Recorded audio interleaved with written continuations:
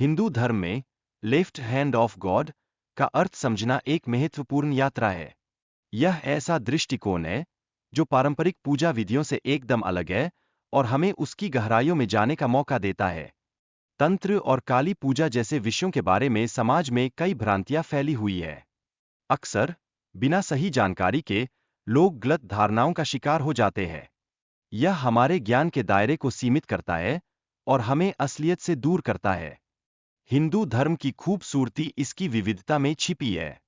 हर विचारधारा का स्वागत किया जाता है और यह अपने भीतर विभिन्न दृष्टिकोणों को प्रोत्साहित करती है।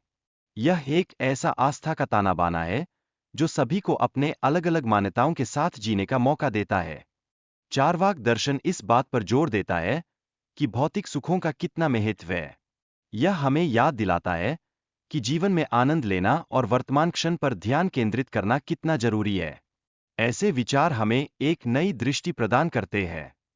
भगवत गीता में सत्व, रजस और तमस के गुणों की गहराई से चर्चा की गई है। ये गुण न केवल हमारी सोच पर असर डालते हैं, बल्कि हमारे कर्मों और संस्कारों को भी प्रभावित करते हैं। इस अंतर्दृष्टि से हम अपने जीवन में संतुलन स्थापित कर सकते हैं। तंत्र में बलि और विभिन्न मकारों का महत्व है। यह सिद्धांत उन लोगों को जोड़ने का एक अनोखा तरीका है जो पारंपरिक धार्मिक आचारों से हटकर अपनाई जाने वाली विधियों में रुचि रखते हैं। यह एक नई पहचान और समझ का निर्माण करता है। तंत्र को समझने के लिए योग और मुद्राओं का ज्ञान आवश्यक है।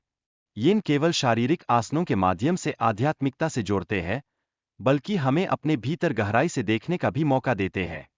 यह एक यात्रा है जो आत्मा की सच्चाई की ओर ले जाती है। काली देवी का हिंदू धर्म में अनूठा स्थान है। उनके विभिन्न रूप और शक्तियां राक्षसों का नाश करने में सहायक होती है, जिससे वे न केवल भय के प्रतीक बनती है, बल्कि सशक्तता का भी उदाहरण प्रस्तुत करती है। काली देवी को एक फेमिनिस्ट रूप में देखा जा सकता है। वे स्वतंत्रता का प्रतीक है और उन्होंने पारंपरिक सामाजिक नियमों को चुनौती दी है। यह उनके व्यक्तित्व की एक मजबूत परत है जो आज भी प्रासंगिक है। स्वामी रामकृष्ण परमहंस ने काली माता की पूजा में वाम मार्ग का अनुसरण किया। यह उनके जीवन में गहराई लाने का एक साधन था जो उनके तंत्र की एक महत्वपूर्ण कड़ी बन गया। उनकी यात्रा ने हमें एक नया नजरिया दिया। सिद्धियों की प्राप्ति के लिए ध्यान और साधना आवश्यक है, जो व्यक्ति को मानसिक शांति और शक्ति प्रदान करती है। वैज्ञानिक अध्ययन भी इस प्रक्रिया के लाभों को उजागर करते हैं, जिससे हम इसे और अधिक समझ सकते हैं। हालांकि काला जादू और वूडू जैसी प्रथाएं सिद्धियों का गलत उपयोग करती है। ये प्रथाएं व्यक्ति को भटकाव की ओर ले जा सकती है। इसलिए हमेशा सही गुरु के मार्गदर्शन की आवश्यकता होती है। शक्ति पीठों की पूजा और उनके महत्व को समझना बहुत आवश्यक है। हर क्षेत्र में शक्ति के पूजक अधिक होते हैं, जो देवी की महत्ता को दर्शाते हैं। ये स्थान अक्सर ऊर्जा और सुरक्षा का प्रतीक होते हैं। भागवत पुराण के अनुसार दुर्गा माता जगत की अधिष्ठात्री मानी जाती है। उनका योगदान पूरे ब्रह्मांड के संचालन में अति महत्वपूर्ण है। यह समझ हमें इस सृष्टि के गहन रहस्यों की ओर ले जाती है। भूत, प्रेत और पिशाच का कॉन्सेप्ट उन आत्माओं से जुड़ा है जो अधूरी इच्छाओं के कारण भटकती है। इन आत्माओं की स्थिति हमें यह समझाती है कि हमें अपने कर्मों का कितना ध्यान रखना चाहिए। रात का समय भूत प्रेतों के लिए अधिक अनुकूल माना जाता है। इस समय ध्यान में बाधाएं आ सकती है, इसलिए दिन में ध्यान करना अधिक सुरक्षित होता है। यह समय का सही उपयोग हमें हमारे मानसिक स्वास्थ्य के लिए आवश्यक है। भगवान के नाम का जाप करना कलयुग में सबसे प्रभावी उपाय है, जिससे हम नकारात्मक शक्तियों से मुक्त हो सकते हैं। यह एक सरल और प्रभावी माध्यम है जो आत्मा की सहायता के लिए काफी महत्वपूर्ण है।